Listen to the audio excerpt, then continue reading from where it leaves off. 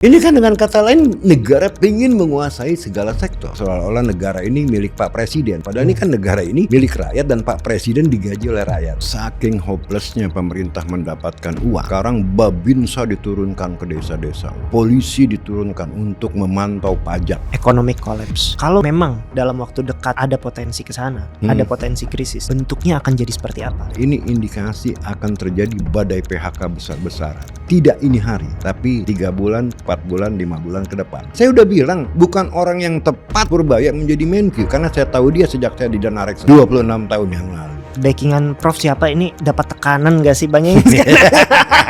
Walaupun rating agency masih mempertahankan investment grade triple B, tapi di mata investor terutama di luar sana, rating kita udah non investment grade, bos. Udah sampai ke titik ini dipertanyakan nih Prof, obligasi negara. Dan orang udah takut banget. Karena udah takut, karena kalau yang lain-lain kan paling cepat terjadi perubahan kalau memang elit politiknya pecah. Prof Ferry, kapan kira-kira bursa saham kita itu bisa kembali layak untuk diinvestasikan? Apa ciri-ciri?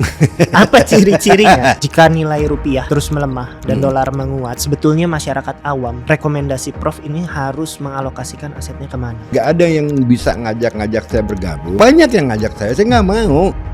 Saya menyuarakan hati nurani saya. Saya takut nanti kalau saya gabung, saya dibawa-bawa ke politik. Saya nggak ada urusan sama politik. Udah banyak yang tahu Profesor Ferry sebelumnya itu di TKN Prabowo Gibran. Pada titik mana Prof merasa bahwa pemerintah saat ini udah jauh menyimpang daripada gagasan awal yang dulu Profesor dukung?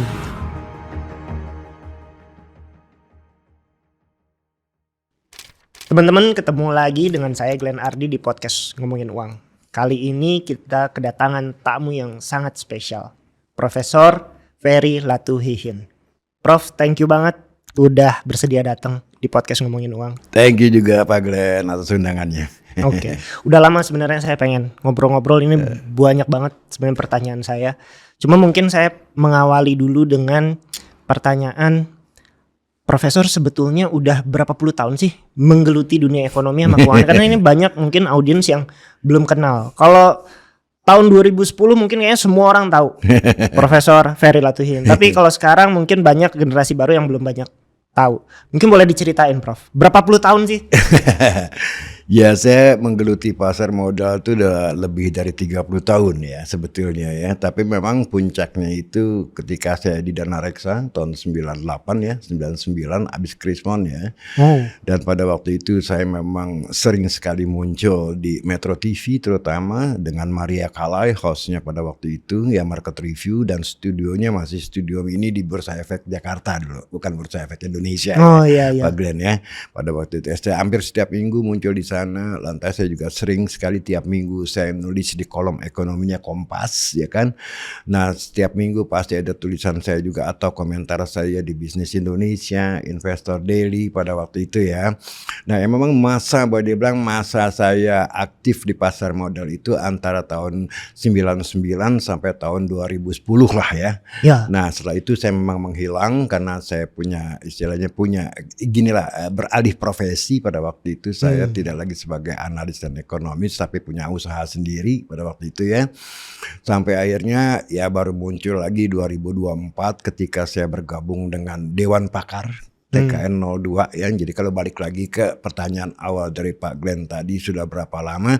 Ya saya udah lama 30 tahun lebih aktif sebagai analis dan ekonomis ya di pasar modal. Nah 2024 saya diajak gabung oleh Pak Dadan Hindayana yang sekarang masuk ke kerangkengnya Kejaksaan Agung ya, Kepala BGN ya.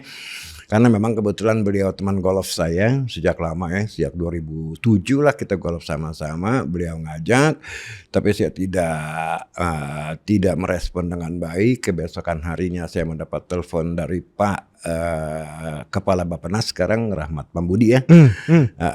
Nah bukan kepala sih, Menteri Bappenas ya sekarang ya, untuk gabung. Nah pagi-pagi saya lihat di WA saya di WA grup TKN 02 udah ada nama saya di welcoming oleh Pak Burhanuddin Abdullah sebagai Ketua Dewan Pakar. Ya singkatnya istilah welcoming me, Pak Burhan bilang ya saya masih ingat kritikan pedas dan cerdas dari Pak Ferry pada waktu saya menjadi gubernur BI ya kan. Nah pada waktu beliau menjadi gubernur BI itu sekitar tahun 2004-2005 saya chief economist di BII. Nah jadi perjalanan saya cukup panjang. Pertama adalah sebelumnya saya adalah dosen di mana-mana, lantas gabung dengan Dana Reksa Research Institute tahun 99 awal 98. Nah kemudian 2004 saya pindah ke BII ya sebagai chief economist sampai BII di take over oleh Maybank. Nah saya keluar ya saya berusaha sendiri di pasar modal. Nah setelah itu saya mendirikan apa yang namanya Delcreco Energy bersama Pak Raden Pardede ya yang sekarang komisaris BCA. Nah setelah itu saya ditarik sebagai chief economist di PPA Capital. PPA itu bukan BPPN dulu ya. Nah kemudian dari situ saya jadi chief economist lagi di fintech Tanam Duit ya. Kebetulan teman saya yang punya Hanif sama-sama Dana Reksa. Dan sekarang basically saya punya consulting firm kecil-kecilan ya kan untuk restructuring utang ya fundraising segala macam. Singkatnya seperti itu Pak Glenn. Tapi itu singkatnya aja udah 30 tahun gak bisa disingkat-singkat sih Prof. Iya panjang kalau mau diceritain semuanya. Iya oke. Nanti kita balik lagi ya Prof ke profiling Prof. Cuma mungkin saya pengen balik lagi ke podcast ngomongin uang karena profiling Prof ini dari ekonomi makro, finansial sebenarnya banyak yang kita bisa bahas yang canggih-canggih. Cuma saya pengen balik dulu ke hal yang fundamental yang dirasakan masyarakat luas. Ini ada beberapa catatan dari saya. Pertama, banyak aspek fundamental di ekonomi masyarakat yang belakangan kerasa. Ada 3 hal catatan saya. Yang pertama itu, aku nggak tahu Prof sempat dengar atau enggak, yaitu akses distribusi air bersih belakangan itu banyak yang macet. Dan ini banyak banget masyarakat umum yang benar-benar terdampak. Dari Cilegon, Bogor, Kerawang, dan banyak daerah di Pulau Jawa. Solar langka luar biasa di Sumatera. Sebulan terakhir truk-truk antri berduyun-duyun di Sumatera sampai ada yang meninggal dunia karena kecapean mengantri. Gitu. Belum lagi ada juga pemadaman listrik bergilir di banyak daerah di luar Pulau Jawa, di Kalimantan, di Sumatera. Nah ini jadi saya ngelihatnya, 1 air bersih, pasokan BBM, 3 pasokan listrik. Ini 3 hal yang begitu fundamental buat masyarakat. Ini sebetulnya ciri-ciri apa sih Prof? Kok rasa-rasanya saya nggak pernah mengalami 3 hal yang begitu fundamental terganggu di saat waktu yang bersamaan. Ini kalau dari sudut pandang ekonomi gimana Prof? Gini, bukan dari sudut pandang ekonomi ya. Kalau saya ngelihat ini dari sudut pandang politik ya. Sebab seperti tadi Pak Glenn, kita belum pernah merasakan ini sebelum-sebelumnya ya. Cuma di zaman rezim inilah itu terjadi gitu kan ya. Nah saya ngelihat rezim ini sangat berantakan sekali administrasinya ya. Nah sehingga ya kita alamilah tadi ya seperti supply listrik ya yang ternyata biarpet gitu kan, terus solar ya kan, bahkan kemarin itu ada 2 perusahaan besar ya yang tidak lagi sanggup dan akan meng-PHK 55.000 karyawannya, saya lupa nama perusahaannya, di Bekasi sana, akibat tingginya harga gas ya. Ya, harga gas itu dari $6 per MMBTU naik sampai ke $23 MMBTU, sehingga mereka mengancam saya akan PHK 55.000 orang karyawan saya, dan itu jumlah yang sangat fantastis bos tingginya, sampai akhirnya Dasko setahu saya ada di medsos juga menelpon Pertamina ya kan untuk istilahnya ini bagaimana kok harga gas sampai $23 gitu kan ya. Nah kalau listrik sendiri kita sudah tahu ya ada kasus ya sekarang yang mana Febri Ardiansyah ditangkap ya. Itu akibat daripada dibongkarnya kasus itu oleh pihak kepolisian ya bos ya. Nah sampai akhirnya kita ketahui bahwa biarpetnya listrik tidak terlepas dari permainan batu bara ya, suplainya ya, yang tidak sesuai kuantitas dan tidak sesuai kualitasnya, speknya. Dan kita tahu juga di situ pada waktu sebelum terjadinya biarpet tadi ya, Bahlil sebagai Menteri SDM itu mengurangi RKAB ya, tambang-tambang ya. Jadi ya supply semakin tipis dong ya, karena dipotong lah ya supply-nya dari RKAB. Nah ini semua adalah masalah administrasi negara yang sangat amburadul. Sorry to say that ya kan? Yo, jangan sorry, kita jujur-jujur aja di sini. Iya, ini dari kacamata saya sebagai ekonom. Sebab baru kali ini itu terjadi gitu loh ya. Nah, kalau masalah air bersih, saya rasa to a great extent mungkin kalau air bersih itu kan PDAM ya kalau nggak salah ya suppliernya ya. Iya. Ya, mungkin juga ada kaitannya dengan administrasi negara yang amburadul gitu loh ya. Nah, kita lihat juga pada akhir tahun lalu, setahu saya pada saat tutup buku itu PLN masih punya tagihan ya ke pemerintah, kan ada subsidi dan kompensasi ya. Iya. Itu sebesar 110 triliun bos pada akhir tahun lalu pada tutup bukunya PLN dari laporan keuangannya ya. Begitu juga dengan Pertamina, ada piutang ya yang receivable mereka di aset mereka itu sebesar 4,5 miliar US dollar yang belum ditagih, yang belum didapatkan dari pemerintah ya kan. Ini kan semuanya public service obligation dua-duanya ya kan, yaitu subsidi dan kompensasi ya. Nah, ini tidak terlepas daripada kembali lagi betapa sembrononya pemerintah ini mengatur keuangannya. Satu ya kan ya. Kita lihat aja sekarang pada awal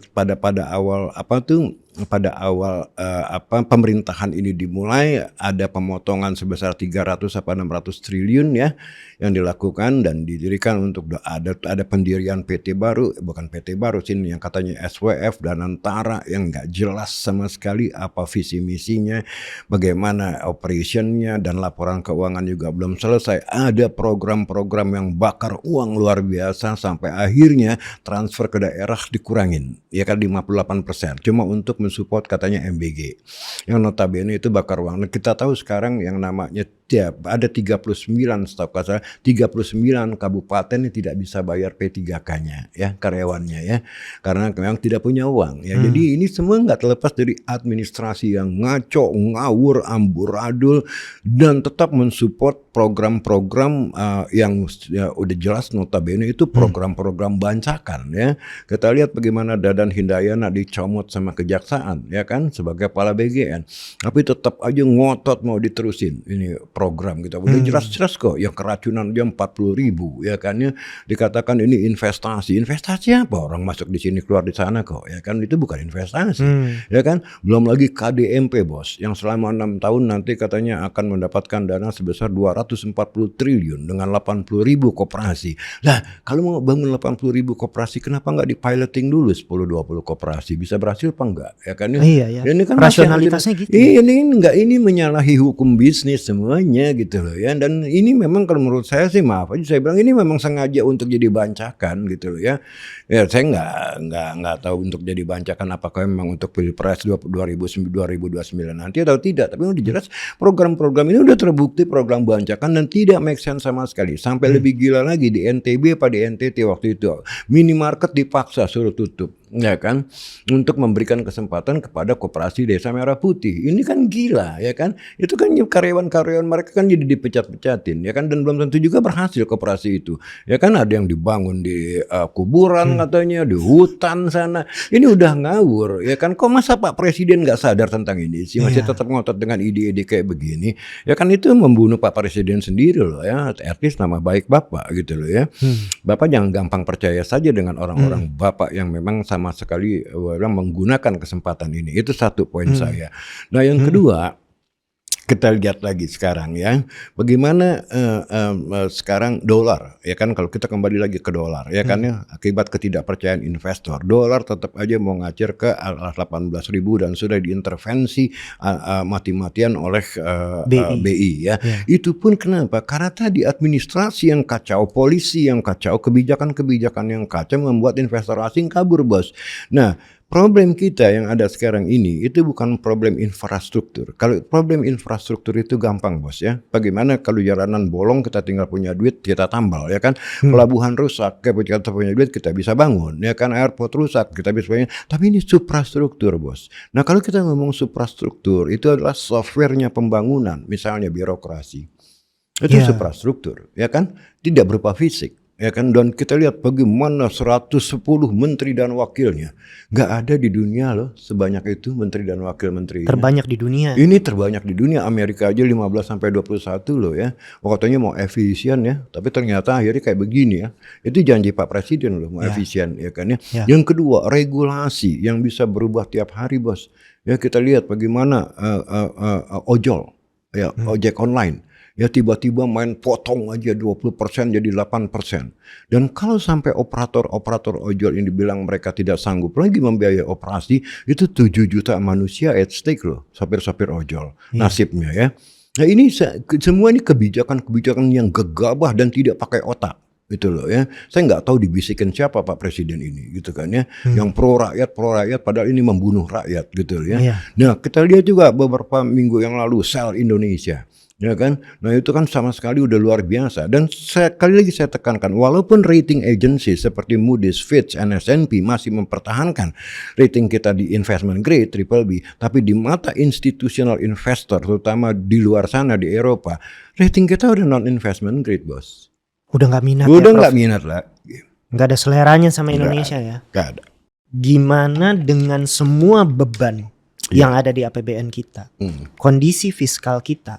Itu sebetulnya bisa bertahan berapa lama kalau menurut Prof? Gini. Karena ada beberapa versi nih Prof. Yang pertama, seperti yang tadi Prof bilang, S&P rating sekarang kasih outlook kredit rating kita stabil. Seolah-olah itu menjadi sebuah narasi positif. Oh, ini berarti Indonesia masih dipercaya sama investor asing. Tapi di sisi lain, kita juga ngelihat pemerintah begitu fokus sama pengambilan pajak.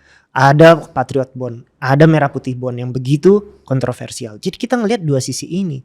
Nah, sekarang mungkin kita sebagai masyarakat ngelihatnya kan deg-degannya sama krisis. Ini fiskal bertahan berapa lama sampai pemerintah bisa nggak memenuhi kewajiban-kewajibannya, utang-utangnya dan lain-lain. Gitu. Yang udah jelas satu ya, bahwa saking hopelessnya pemerintah mendapatkan uang, sekarang Babinsa diturunkan ke desa-desa loh.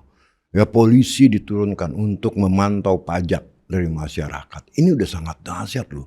Desperate ini gitu ya. Udah desperate banget. Yang kedua, kita lihat bagaimana Purbaya menjual Panda Bond ke Cina sana. Nggak ada yang mau beli.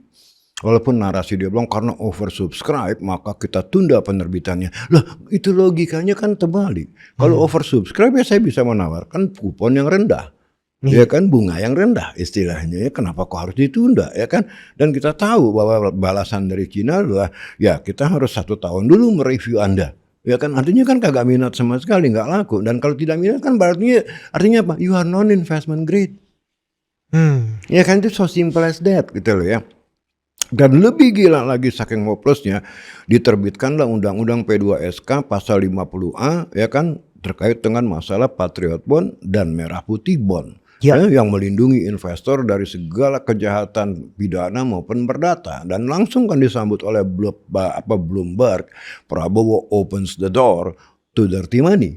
Ya kan, dianggap kita ini negara yang bisa mencuci uang seenaknya aja tanpa memikirkan itu apa reaksi dari luar sana. Kita bisa dikucilkan dari global financial system loh. Dan ambruklah ekonomi kita. Tapi itu kan indikasi bahwa saking nggak punya duitnya, ini negara pengen bakar duit gila-gilaan. Gilanya begini, ini duit dibakar gede-gedean dengan MBG dan KDMP, dan sekarang bagaimana nyarinya segala cara. Kalau perlu iya tadilah cuci uang di sini.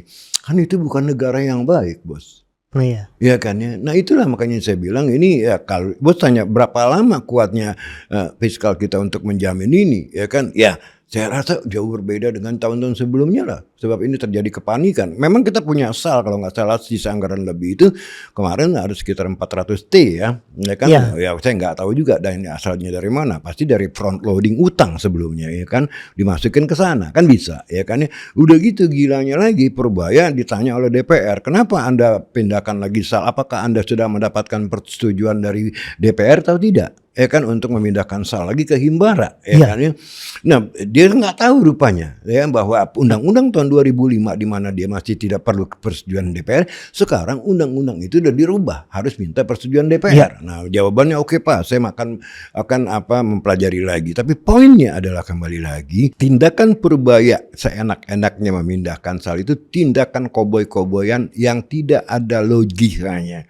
Contohnya, pada waktu tahun lalu ketika Andis Berslon itu jumlahnya 2.735 triliun. Ingat nggak yang pertama kali dia tarik SAL dari BI 275 triliun? Iya, masuk ke Ya Himbara. kan, dia pindahkan ke Himbara. Itu kan tindakan bodoh. Orang lagi kelebihan likuiditas kok. Iya, lagi. Iya, ditambah lagi likuiditas dengan alasan ingin menurunkan suku bunga. Come on man, udah ketahuan kelebihan likuiditas. Ya kan, lu mau tambah likuiditas emangnya bunga jadi turun, itu satu. Yang kedua, masalah suku bunga itu bukan karena rendah tinggi rendahnya, tapi masalah outlook ekonomi ke depan. Ya kan, kalau outlook ekonomi ke depan itu guram, apalagi gelap, siapa yang mau ngambil kredit, bos? Betapapun rendahnya suku bunga.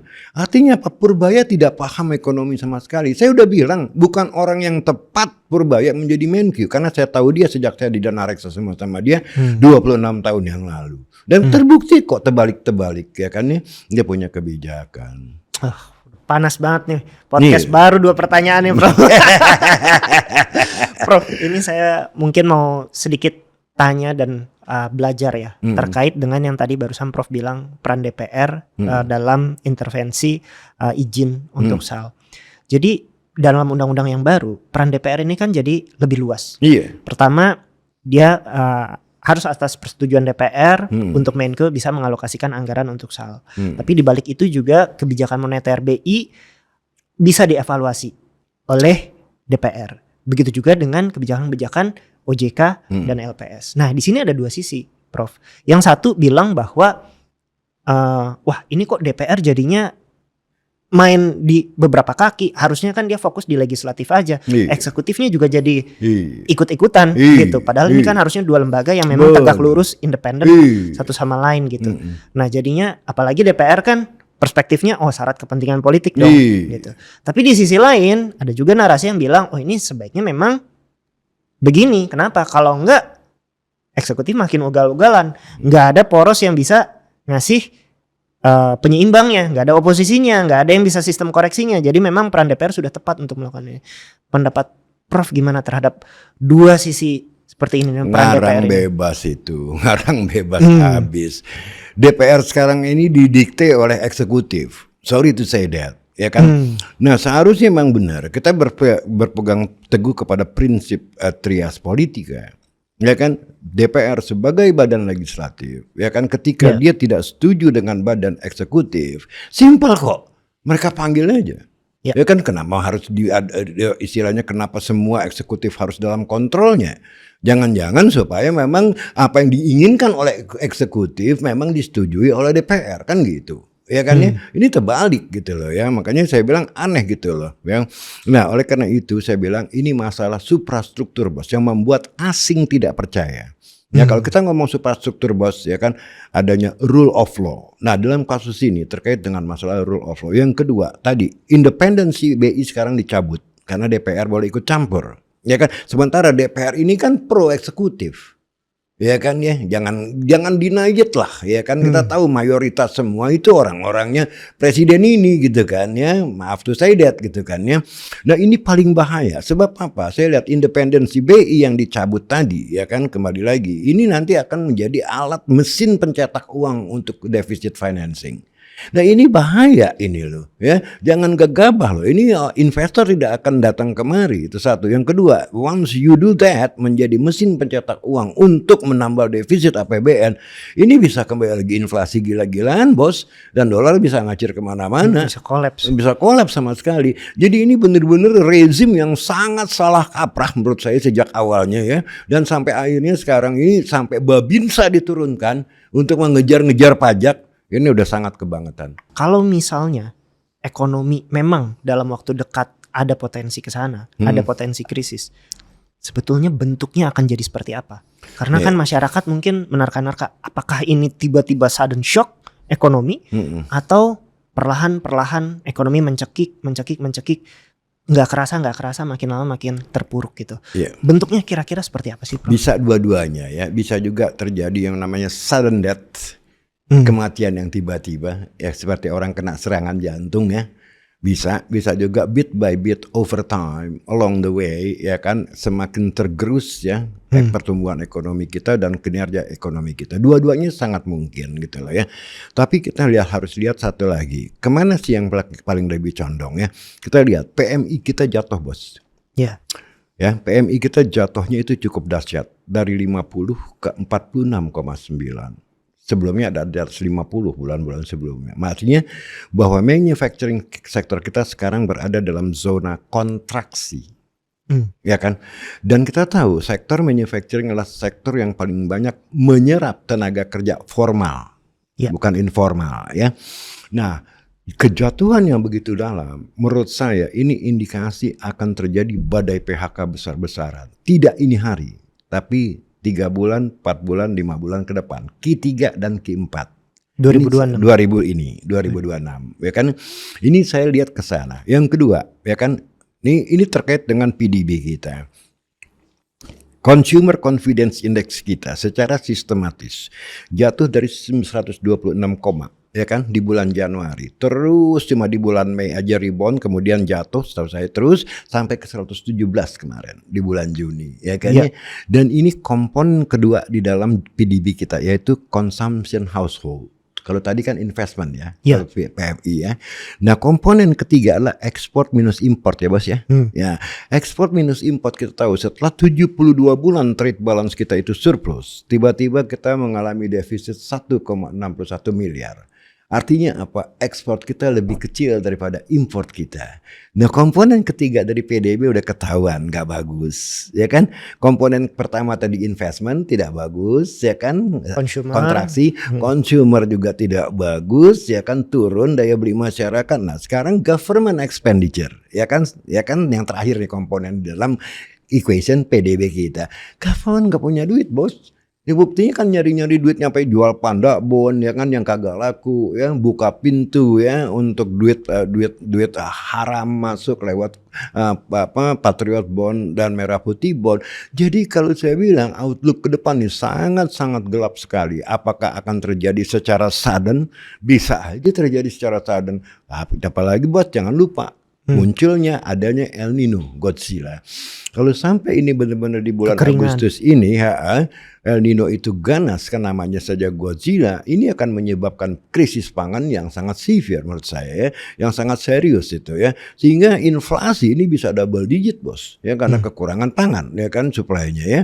Nah, kalau itu terjadi, daya beli masyarakat, di tengah daya beli masyarakat yang lagi rontok, tiba-tiba harga pangan naik 10-11% double digit, ini bisa terjadi kerusuhan sosial, Bos. Dan di situ bisa terjadi sudden death. Iya. Prof, ngomong-ngomong soal kerusuhan sosial ya, mungkin ini kalau saya ngomongnya gerakan sosial ya, harapannya memang bisa mendesak supaya suprastruktur jadi jauh lebih gagal-galan, jadi jauh lebih baik. Tapi sekarang ada beberapa narasi soal gerakan sosial yang mungkin bisa terjadi. Yang pertama itu adalah kita ngelihat tahun lalu bulan Agustus terjadi memang kerusuhan yang bisa dibilang cukup besar. Tapi di sisi lain ada orang yang bilang bahwa kerusuhan seperti itu akan sulit dilakukan kalau tidak ada pihak oposisi yang kuat, kalau tidak ada backingan elit. Masyarakat tidak akan serta-merta langsung memberikan desakan yang luar biasa sampai pemerintah berbenah gitu. Menurut Prof gimana? Apakah betul memang butuh elit yang mensupport gerakan ini, atau bisa terjadi secara organik seperti yang mungkin kalau Prof mengalami dulu tahun 98? Kok bisa sih tahun 98 mahasiswa menjadi poros utama pada saat itu, tapi kok kalau sekarang kelihatannya nggak ada yang menjadi gerakan masyarakat untuk pemerintah supaya berbenah diri, berkaca lebih baik. Menurut Prof gimana soal gerakan sosial ya? Gini, gerakan sosial setiap krisis itu mempunyai karakter yang masing-masing ya, tidak sama ya. Dan setiap krisis itu terjadi pada zaman yang berbeda kan gitu ya. Nah, kenapa saya katakan itu? Pada tahun 98 itu sebetulnya juga tidak instantaneously ada Krismon lantas mereka bergerak. Enggak. Krismon itu cuma the top of the iceberg. ya kan. Sebab sebelumnya ada kasus kuda tuli, ya kan. Bahkan jauh ke belakang ada kasus malari, mahasiswa demo ya 74 ya, 77 NKKBKK, ITB dikunci, ABRI masuk kampus, ABRI masuk desa gitu kan, itu semua kumulatif bos ya. Sampai akhirnya the tip of the iceberg kalau dolar terbang karena dari Thailand merembet contagious ke Indonesia ya, itu Krismon gitu kan ya. Nah sekarang kita menghadapi generasi yang berbeda dengan generasi tahun 98 bos ya kan. Generasi ini disebut Gen Z ya, anak-anak mahasiswa yang lahir di tahun 2000-an ya, tidak lagi di bawah tahun 2000-an. Dan ini mentality mereka juga beda bos ya kan, mentality mereka lebih soft satu ya, dan mereka juga punya ego masing-masing ya. Satu kampus tuh belum tentu bisa gabung dengan kampus lain bos, karena ada ego kampusnya ya dengan Gen Z ini ya. Yang ketiga, tidak adanya tokoh yang muncul seperti tahun 98. Kita tahu sebelum terjadi Krismon tuh memang ada tokoh-tokoh seperti Gus Dur ya, yang sudah ya kan, Amin Rais. Benar, Amin Rais, Megawati ya pada waktu itu ya dengan kuda tulinya ya kan ya. Nah sekarang nggak ada. Ya kan nggak ada, karena memang dari awal sudah disumpal duluan lah mungkin ya, nilainya tutup mulut lo kan gitu ya. Nah tapi bos, yang namanya krisis itu biar bagaimana juga ada dua pihak bos ya. Satu pihak mungkin mahasiswa sebagai motor gerakan gitu kan ya, tapi ketika rakyat semakin lapar dan kekuasaan semakin arogan ya kan terhadap rakyat gitu kan, kita lihat bagaimana Pak Presiden ngomong kan, ya kalau nggak suka cari aja negara lain ya kan ya, itu seolah-olah negara ini milik Pak Presiden gitu kan ya, padahal ini kan negara ini milik rakyat dan Pak Presiden digaji oleh rakyat. Ya sorry to say that ya kan ya, siapapun yang ngomong begitu tidak pantas gitu loh ya. Nah yang kedua, saya khawatirnya dari arogansi kekuasaan ini bukan cuma mahasiswa, rakyat biasa pun kita lihat di medsos bos kan, nggak semua mahasiswa ya kan. Betul. Ya bagaimana kemarahan itu udah membludak gitu loh. Hati-hati loh para penguasa, jangan Anda pikir gerakan sosial itu cuma datang dari masyarakat ya kan. Yang di Nepalisasi ya itu menurut saya sih bukan cuma mahasiswa ya, itu karena itu semua masyarakat, semua elemen gitu kan ya. Nah ini jangan lupa loh ya, kalau mahasiswa malah Anda untung. Kenapa? Mahasiswa lebih gampang dilokalisir atau dihandle ya kan ya. Tapi kalau massa yang kita tidak tahu dari mana datangnya, di mana rumahnya, mereka bergerombol ya karena ada satu musuh yang dibilang common enemy, yaitu pemerintah, ini lebih bahaya bos. Iya betul sih ya kan ya. Jadi hati-hatilah, jangan cuma fokus kepada Pak mahasiswa. Anda bisa bilang mahasiswa cemen ya kan, tapi massa yang luas ini tidak terkontrol bos. Nah itu yang saya khawatir kan, gitu. Prof, terkait dengan tensi politik ya, kita kan ngelihat dalam 2 bulan terakhir lagi bersih tegang, kejaksaan bersih tegang sama Polri, kasus walaupun sekarang udah berdamai, tapi saya yakin di belakang mungkin masih lirik-lirikan nih satu sama lain gitu.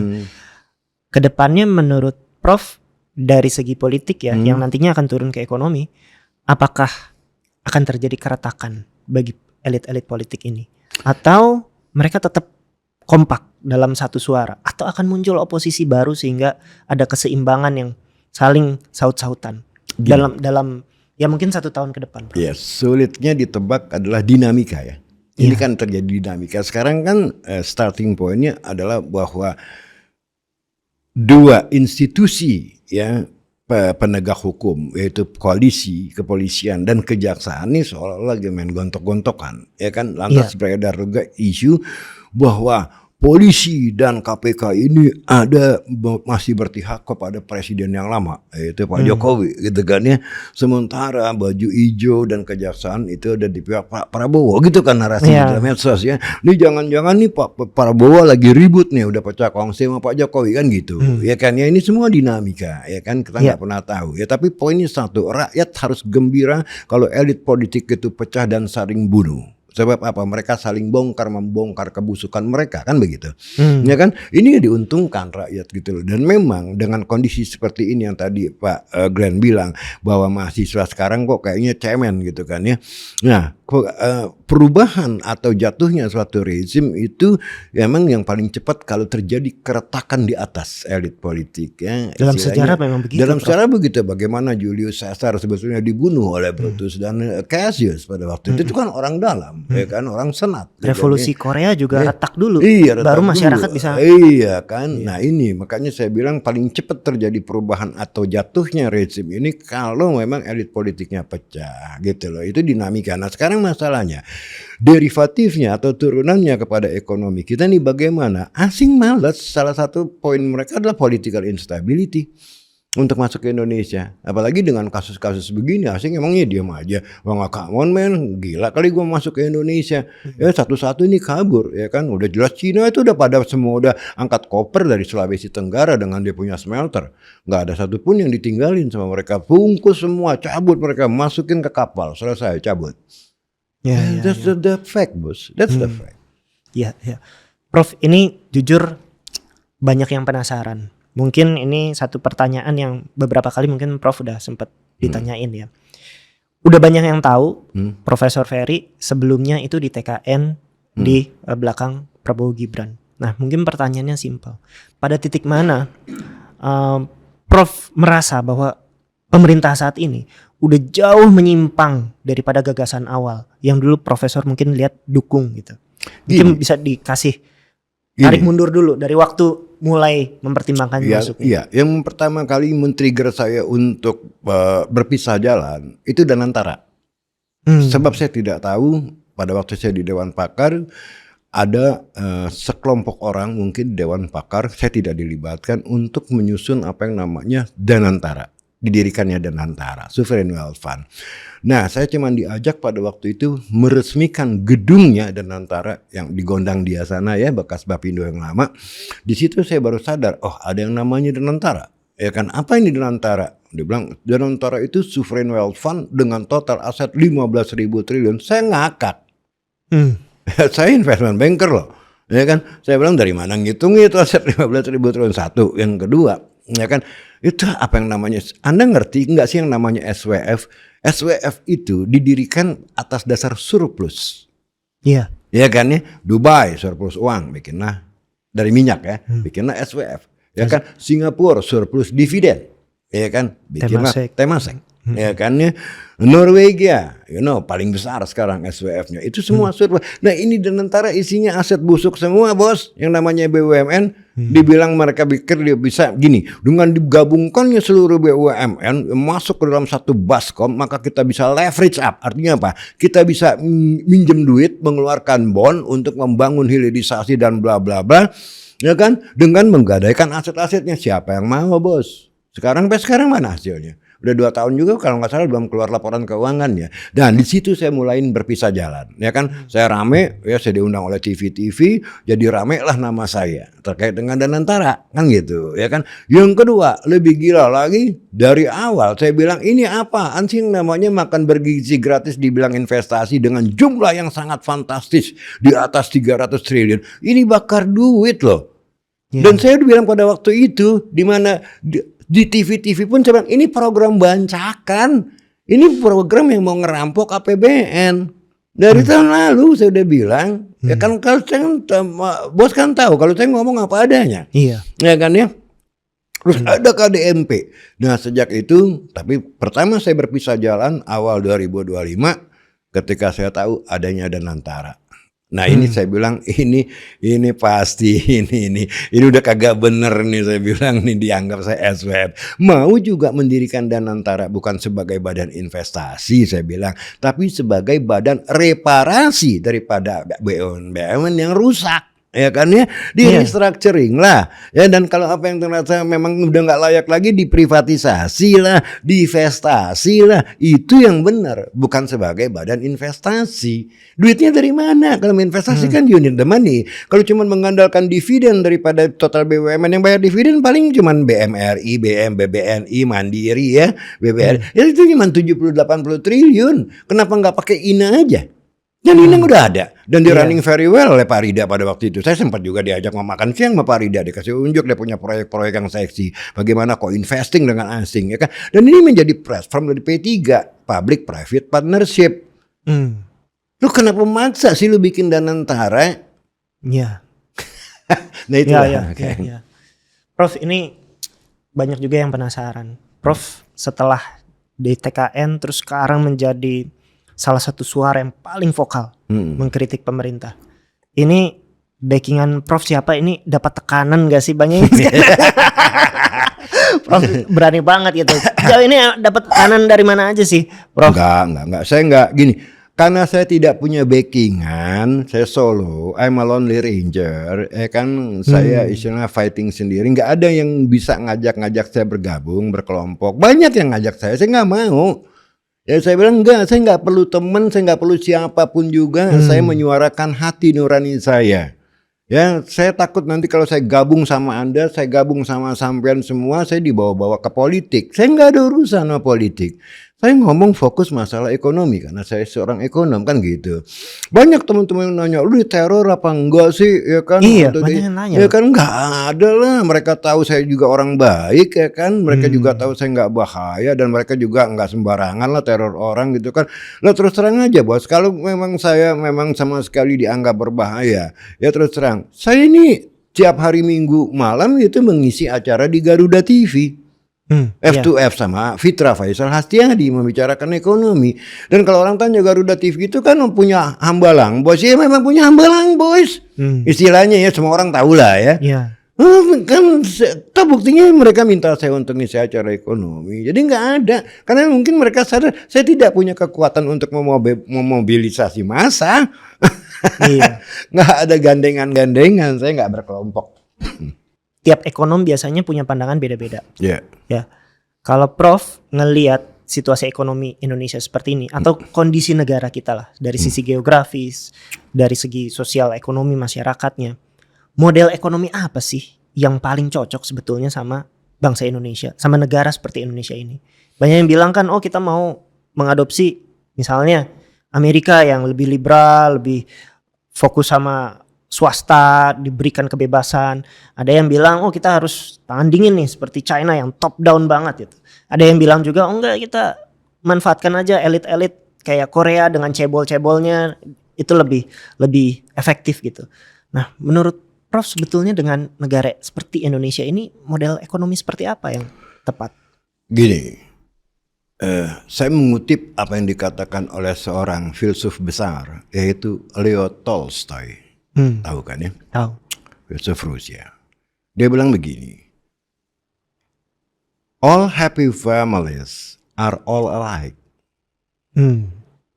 but each unhappy family is unhappy in its own way. Paham ya? Iya. Tiap negara tuh punya problemnya masing-masing.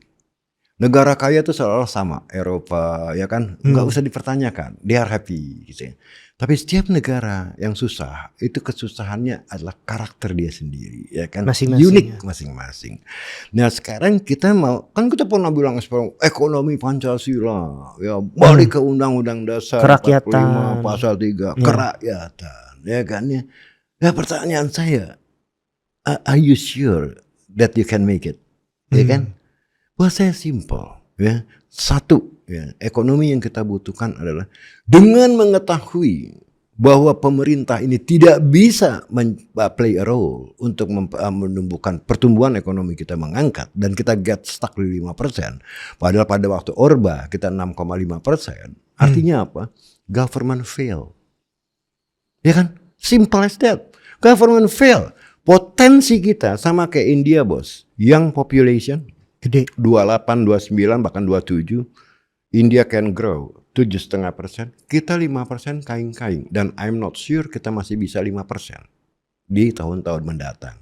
Sejak tahun ini. Ya kan? The very simple. Knowing, mengetahui bahwa government fails. Kenapa tidak memberikan space yang lebih luas kepada swasta? Iya. Ini nggak ada urusan dengan ideologi free market, dengan segala macam sosialisme, liberalisme. Nggak ada urusan. Ya, kita pragmatis aja. Artinya ideology less. Nggak apapun ada. Yang bikin kesejahteraan publik meningkat. Yang penting you can jack up the economic growth. The economy can create jobs. Ya kan? Yeah. Untuk rakyat mendapatkan income. That's the point. Gak usah ngomongin, istilahnya begini, maaf aja, bukan gak usah ngomongin ya. Kalau ngomongin Undang-Undang Dasar 45 pasal 33, masalahnya implementasinya bagaimana kan. Makanya kalau apa yang Anda tidak bisa bicarakan, stoplah berbicara. Kata Ludwig Wittgenstein. Ya kan? Nah, sekarang gini aja. Kita tahu ini pemerintah mati-matian ini mau menguasai ekonomi kita. Contoh, PT DSI. Ekspor satu pintu. Iya. Pertanyaannya, ini kan bikin barrier. Iya, satu layer lagi jadinya. Satu layer lagi. Dan bisa terjadi moral hazard, Bos. Eksportir yang saya bisa bilang sama eksportir, come on man, lu mau ini nggak? Kalau nggak jalan barang lu. Kan bisa diancam jadi. Bisa diancam. Ini kan dengan kata lain negara pengen menguasai segala sektor. Ya kan ya? Gua bikin mati aja mau gua BUMN kan bisa. Dan kita tahu BUMN tempat bancakan. Milik komisaris enak-enaknya sampai Raffi Ahmad aja bisa jadi komisaris. Di Krakatau Steel. Nah, oleh karena itu saya bilang satu lagi ya, please retreat. Ya kalau memang Anda waras ya kan, mundurlah, berikan space, berikan ruang sebesar-besarnya untuk swasta melakukan aktivitas ekonominya. Apakah itu konsumsi, apakah itu investasi. Caranya simpel. Potong pajak, bukan naikin. Membuat pemerintah menjadi semakin ramping. Tidak bisa affordable untuk 110 menteri dan wakilnya. Biar swasta bisa take over ekonomi. Ya, biar swasta lah yang memang tahu market mechanism dalam kasus ini, bukan government rule, ya kan? Nah, ini yang harus dilakukan. Saya tidak berideologi, saya nggak penting itu Washington Consensus, liberalisme, free market, enggak. Yang jelas ini saya tidak ngomongin free market, saya ngomongin berikan kesempatan kepada swasta untuk melakukan aktivitas ekonomi karena pemerintah gagal. Siapa sih yang rela bayar pajak duitnya dikorupsi besar-besaran kayak gitu? Jadi kucing-kucingan sekarang. Nah, ini kan jadi kucing-kucingan. Jadi kalau balik lagi kepada pertanyaan Bu tadi, Pak Glenn tadi, apa sih sebetulnya yang harus kita contoh Cina? Enggak, saya nggak usah nyontoh Cina ya, atau Jepang dengan dia punya Kairetsu, Jaibatsu, Korea dengan dia punya Cebol, Cina dengan dia punya incentive system co-evolution antara pemerintah dan swasta. Panjang itu ceritanya, Bos. Saya bisa cerita 5 jam di sini kalau ngomong itu, ya kan nih. Tapi poinnya satu, yang kita butuhkan sekarang, government fails and government should retreat. Berikan ruang yang lebih besar kepada swasta untuk beraktivitas ekonomi. Tuh duitnya juga kita bayar pajak kan banyaknya dikorupsi. Selama Prof ngeliat dinamika ekonomi di Indonesia, sebetulnya bisa dibilang pas zaman kapan sih ekonomi Indonesia dalam arti kesejahteraan masyarakatnya paling baik, paling mending, paling bisa terasa di masyarakat. Ada yang bilang, oh zaman dulu, zaman Pak Harto, ada yang bilang mungkin Pak SBY, ada yang kita bilang. Ini kan mengalami dalam sejarah kita mengalami beberapa periode. Periode kolonial, pertama udah jelas kita lupakan lah ya. Kita merdeka 45, 49 sovereign overdraft ya. Kita menjadi diakui oleh Belanda sebagai negara penjajah, kita merdeka pada waktu itu. Zamannya Orde Lama itu politik is panglima. Ya Soekarno selalu nggak lain ngomongin masalah politik, imperialisme, neokolonialisme, Ganevo, itu eranya politik sampai akhirnya inflasi 650%. Ya, 63 ya. Iya tahun 65 itu kan pada waktu beliau turun, cetak uang nggak mau segila-gilanya. Artinya ekonomi udah damn shit lah waktu itu. Nah Soeharto very wise, ya kan. I don't care you like him or not. Saya ngomong fakta, ya kan. Dia tahu bahwa ekonomi kita hancur-hancuran. Dia menjadi pemimpin. Yang pertama dicari adalah teknokrat. Ya kan? Kita tahu muncul nama Wijoyo Nitisastro, Sumitro Joyo Hadikusumo, yang termasuk geng Berkeley, gitu kan ya. Emil Salim, ya kan. Terus siapa lagi, Sarbini Sumawinata, ya kan. Ya, itu semua expertise. Semua expert. Ya. Ali Wardana yang jadi Menteri Keuangan baru umur 30-an loh pada waktu itu ya, dengan beraninya. Ada geng lagi yang namanya Mafia Rotterdam, Arifin Serega, Radius Prawiro, ada Quick gitu. Nah ini kan orang-orang yang boleh dibilang bukan orang-orang sembarangan at that time, Bos. Ya kan orang-orang yang sangat terpelajar loh ya, krem de la krem of the society. Profesional. Iya. Nah sekarang begitu diumumkan kabinetnya satu pun saya nggak kenal, Bos. Dan begitu banyak anjir ini semua. Maaf aja menurut saya ini kok semua. Ya karena saya nggak kenal saya. Ya, iya, iya. Bagaimana mau ngurus negara ini? Dan kita lihat sekarang bagaimana hasilnya. Jadi paling penting bos, baik perusahaan, organisasi apapun maupun negara, you need Tunjuk orang benar ya, benar yang ekspertis. yang punya ekspertis, bukan asal-asalan gitu loh ya. Nah kalau bos tanya zaman siapa yang terbaik, kita lihatlah. Anda boleh tidak suka sama Soeharto, tapi dia berhasil membuat pertumbuhan ekonomi kita 6,5% selama 32 tahun dan kita pernah swasembada pangan tahun 83. Sekarang mana buktinya? 5% aja udah susah bos. Bahkan kata Pak Tom Lembong 5% Nah dipertanyakan. itulah dua sisi pedang bermata dua apa yang namanya demokrasi. Ya. Demokrasi memang bagus secara konseptual untuk memilih pemimpin yang terbaik. Padahal kenyataannya tidak seperti itu. Yang kedua, demokrasi itu membuat investor asing jadi takut bos masuk. Makanya mereka prefer ke negara yang bisa main tonjok, Cina dan Vietnam. Malah lebih ada kepastian. Lebih ada kepastian. Sekarang kan tiap 5 tahun asing bilang 5 tahun lagi siapa nih bro yang jadi presiden. Ya, dirubah lagi nih aturannya ya. Akibatnya tidak percaya. Ya, ya. Jadi dengan adanya kepastian, tapi juga dengan goodwill. Iya. Dengan goodwill. Dengan goodwill dan kepastian.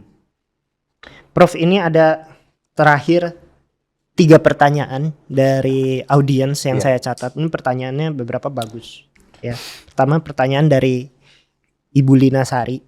Dia nanya, Prof, sebenarnya dengan kondisi pemerintahan sekarang ini, apakah masih aman berinvestasi di obligasi negara? Nah ini sebenarnya banyak loh teman-teman yang pensiunan naruh uangnya kan di obligasi negara.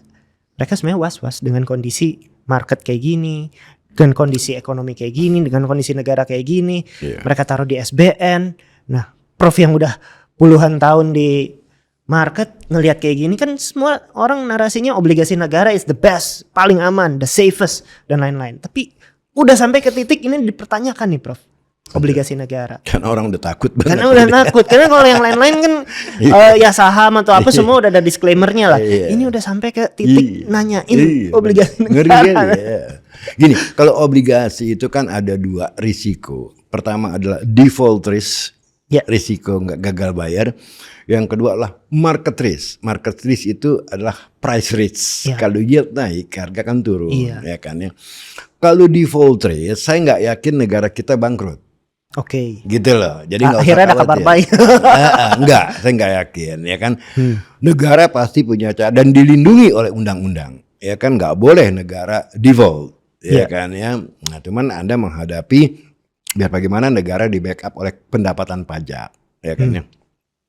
Nah, pasti dibayar dan belum ada buktinya juga negara kita gagal bayar kemarin-kemarin. Sepanjang Kita harus fair nih, pernah. ya kan ya. Buat saya yang bagus saya bilang bagus, ya kan, yang jelek saya bilang balik. Nggak usah khawatir bahwa negara kita bakal gagal bayar, ya kan, karena masih ada backup pajak, ya kan. Kalau pajak namanya ternyata pas-pasan untuk bayar, artinya ya social security yang lain kita nggak bisa spending, ya kan, kita harus bayar obligasi dulu kan gitu. Nggak usah takut kalau itu. Yang saya takutkan adalah price risk, risiko harga turun. Karena apa? Sekarang pemerintah semakin susah melakukan lelang SBN. Ya kan, kalau dulu 4-5 kali yang masuk penawarannya dari yang dibutuhkan oleh pemerintah, coverage rasionya sekarang cuma 1,5 kali. Artinya kan semakin sepi peminatnya, ya kan ya. Nah, akibatnya saya khawatir yieldnya daripada SBN ini harus naik, ya kan, kuponnya harus naik. Dan kita lihat Ori kemarin tuh, minggu lalu kalau nggak salah, itu yang 3 tahun Ori itu dikasih kupon 6,9%. Yang 6 tahun dikasih kupon 7%. Ini tinggi loh bos, ya kan. Nah, saya khawatir dengan adanya RBI yang yieldnya 1 tahun di 7,7-7,9%, SBN masih 7,2-7,3%. Ini bisa kedongkrak ke atas 8%. Ya someday. Nah kalau sampai dari yield dari 7,2 naik ke 8%, pasti harganya turun. Iya, harga yang lama-lama turun yang outstanding ya. Kayak gitu. Itu aja sih. Kalau default nggak mungkin. Saya yakin Indonesia nggak akan pernah default. Sebab ongkos daripada default bubar negara ini bos. Gak mungkin itu. Oke. Pertanyaan kedua Prof. Ini dari Kevin, ya. Dia nanya, jika nilai rupiah terus melemah dan dolar menguat, sebetulnya masyarakat awam rekomendasi Prof ini harus mengalokasikan asetnya kemana? Apakah memang masyarakat harus mulai nabung US dollar? Apakah beli emas? Apa buka tabungan falas di bank, beli SGD dikit-dikit, Iya, beli ringgit iya, itu yang dikit-dikit, bagus. beli baht dikit-dikit? Gini, kemarin Kayak nanya. gimana Prof? Ya, kemarin orang nanya sama saya, apa sih the best asset? Saya bilang bukan emas. Emas itu malah saya udah tidak rekomendasikan pada saat jatuh dari 5.500 ke 4.700, dan teman-teman saya tahu bakal jatuh ke 4.000 dan it happen. Kenapa? Gini, di akhir 2023 harga emas itu masih di bawah 2.000 luas. Ya kan?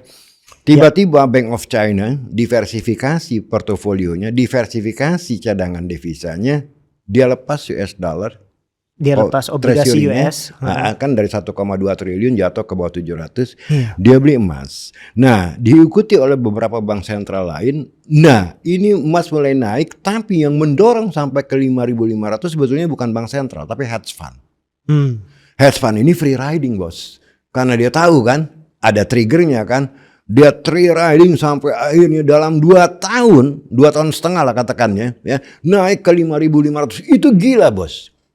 Itu bubble tertinggi sepanjang masa menurut saya, ya kan ya. Nah, tentu bank sentral kan akan stop buying. Mereka kan cuma tujuannya gue megang emas sekian kilo, ya kan, cadangan devisa gue dolar sekian banyak, ya kan, yen sekian banyak, and so on and so on. Tapi dia bukan membeli emas untuk mendapat keuntungan, kan gitu. Ya kan? Iya. Nah, yang membeli emas untuk keuntungan itu hedge fund, fund besar, kayak BlackRock mungkin, Vanguard, Fidelity, Dan at some just point name it. pasti kan? jual ya. Iya. Nah, begitu bank sentral dia stop buying, kan bingung nih pada nyangkut. Pasti jual. Ya pasti jual lah. Dan pada waktu itu ada trigger bahwa kenaikan harga emas, you harus stop up. You punya margin juga sesuai dengan naiknya harga emas di 5.500 dari CME waktu itu, Chicago Mercantile Exchange. Drop lah ke 4.000 juga. Aku bilang sama teman-teman, banyak yang nanya kan, ini baliknya. No, the party is over. Aku bilang dia jatuh ke 4.000. Dan ternyata terjadi. Nah, kenapa? Karena tadi triggernya udah stop buying. Ya, Tinggal rasional yang marketnya nyangkut. aja. Yang nyangkut nih mau unload apa gimana? Apalagi mengetahui bahwa di depan the Fed ini bakal hawkish. Kevin Wars ini lebih fokus daripada si ini loh, Powell. Nah, kalau sampai suku bunga dinaikin lagi the Fed funds rate, ini harga emas bisa kolaps. Sudah kemarin kolaps di bawah 4.000 kok.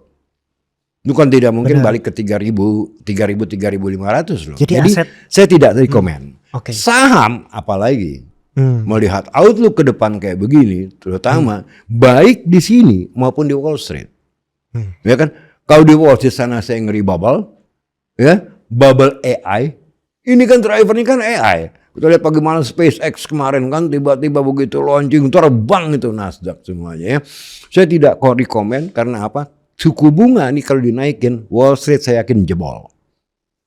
Yang kedua, kita lihat lagi properti sektor di US ini udah kaing-kaing, bos, dengan tingginya suku bunga. Iya. Banyak Nyari apartemen pembeli yang setengah nggak mati. laku. Ya kan ya? Ini harus hati-hati. Jadi saham maupun emas saya tidak rekomend.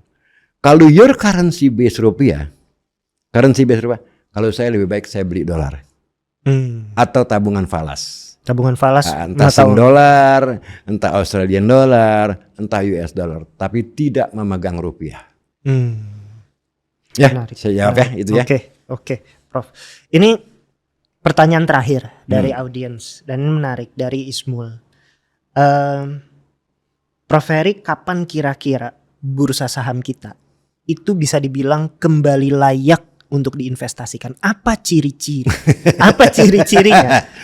Ketika karena kan ada dua sisi, selalu bilangnya, oh sekarang udah murah nih. Iya. Kalau nggak masuk sekarang kapan lagi? Nanti keburu terbang baru masuk. Tapi ada yang bilang tunggu tanda-tanda ini layak diinvestasikan kembali. Nah, kalau menurut Prof Heri, kapan atau tanda seperti apa? Oke, ini sebetulnya udah layak untuk masuk. Gitu. Enggak, kalau saya ngelihat masih ada tekanan ke depan ya. Tadi kalau ngomong sekarang indeks ada di 6.200, kan kita sempat pada waktu sebulan yang lalu ketika Dasko bilang di 5.300 BUMN buy back dong sahamnya. Ya kan sampai akhirnya indeks lagi kan 6.249 tuh. Iya. Kemudian drop lagi ke bawah 6.000 kan dengan Iya. susah payah sekarang ngangkat lagi Jadi, ke atas 6.000. Saya bilang it's not the right time to step in. Ini bukan waktu yang tepat For masuk now, ke ya. pasar modal, ya kan, karena apa? Masih ada sejumlah indikator yang tadi ya yang baru akan dematerialize itu di Q3, misalnya PMI yang jebol, ya kan. Ini saya yakin ini bisa terjadi badai PHK nanti nih, kuartal keempat, ya kan, atau di ujung kuartal ketiga, ya kan ya. Itu potensial. Consumer Confidence Index yang drop, ya kan, daya beli masyarakat turun. Nah, harga minyak yang mulai naik lagi bos akibat tensi politik Iran Amerika kembali kencang, tembak-tembakan lagi di Timur Tengah. Jadi nggak ada yang bagus trade deficit kita, ya, Habis dan World trade Cup, balance, ya kan. Jadi nggak ada alasan to step in. Dan kalau ditanya kapan baru masuk, saya bilang saya akan masuk lagi. Ya kan, walaupun upside yang terbatas, saya akan masuk lagi ke market pada saat indeks jatuh ke 5.000. Dan itu bukan sesuatu yang tidak mungkin. Itu price point Iya. dari Prof ya. Prof sebetulnya belakangan banyak banget podcast sana sini. Prof sebenarnya ada kesibukan gak sih? Kesibukannya apa?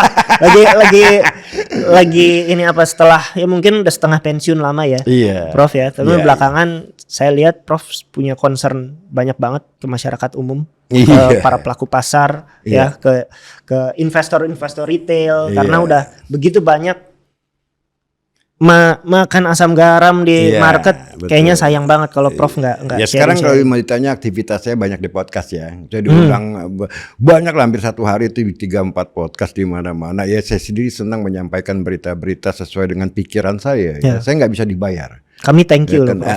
saya nggak bisa dibayar untuk ngomong sesuai pesanan. Enggak. A is A buat saya angka 3, A angka 3, angka 5 is angka 5. Dan saya bebas melakukan itu. Karena tidak ada juga yang menunggangi saya. Tidak ada juga yang mensponsori saya. Jadi saya ngomong apa adanya, itu satu. Ya. Yang kedua, ya saya juga banyak dapat undangan dari sebagai pembicara. Ya kan, baik instansi pemerintah, saya sebut nggak usah sebut namanya, maupun swasta. Ya kan, seperti bank-bank itu banyak yang meminta saya, dana-dana pensiun banyak yang minta saya memberikan economic outlook ya. Mereka ngundang saya untuk berdiskusi lah ekonomi, karena ini sekarang hot itemnya masalah ekonomi. Mereka pengen tahu ke depan gitu kan bagaimana, karena mereka juga tahu pada waktu saya meramalkan bahwa dolar bakal 17.000 dan itu terjadi pada waktu 15.000 saya bilang baik, Iya. ya kan? Iya betul. Karena itu 18.000 malah. Yang kedua ya, bagaimana indeks harga IHSG pada waktu Superbay bilang, wah ini to the moon. Saya bilang nonsense ya kan, ini pasti jebol akhir tahun lalu, dan ternyata jebol sampai ke 5.300. Karena memang ya saham-saham gorengan yang naik kok, bagaimana bisa ke to the moon ya kan. Saham-saham fundamental kan di situ aja. Tapi Prof ada nggak program buat masyarakat umum yang pengen tahu sebetulnya lebih detail terkait dengan ya mungkin pasar modal, ekonomi, outlook, dan ini yang Oh Prof iya bisa iya, cerita. saya tiap 2 minggu atau 3 minggu sekali saya mengadakan, ini atas permintaan juga teman-teman ya, memberikan workshop company valuation. Ya, itu bagaimana kita membedah emiten-emiten ya kan, nilai fundamentalnya berapa ya kan, dan itu sifatnya sangat praktis bos ya.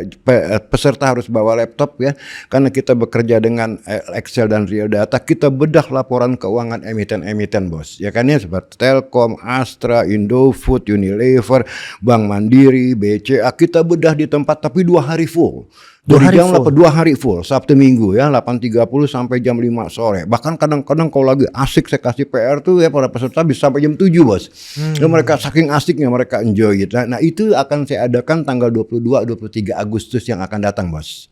Ya kan, nah tempatnya itu biasanya saya pakai Hotel A1 di sekitar Wahid Hasim ya, nggak jauh dari Sarinah ya kan, biayanya juga affordable ya. Nanti untuk selebihnya masalah deskripsinya mungkin bisa tanya ke pihaknya Pak Glenn ya. Boleh, Kalau nanti ya ini saya, tapi poinnya itu tanggalnya adalah 22-23 Agustus. Nah itu tempatnya, lokasinya di Hotel A1 Jalan Wahid Hasim ya kan, selama 2 hari full, dan saya ajarkan yang praktis sama sekali bagaimana kita menilai suatu perusahaan, nilai wajar. Kita lakukan back testing untuk menemukan parameter yang tepat untuk saham ini. Ya, setidak-tidaknya Anda tahu bahwa saham Anda kemahalan atau kemurahan. Dan ini berarti dengan mekanisme ini berlaku juga untuk bursa-bursa di Amerika. Berlaku. Nggak cuma di Indonesia. Enggak cuma mau di Wall Street, mau di London, mau di London, bisa kita evaluasi. I see. Oke. Dengan metode saya. Ya. Prof, thank you banget. Sama-sama Pak Glenn atas undangannya. Ini kayaknya podcast paling daging dari sepanjang podcast yang pernah kita ini. Thank you banget Prof. Sama-sama Pak Glenn. Teman-teman, kita kembali lagi nanti di podcast Ngomongin Uang berikutnya. Bye-bye.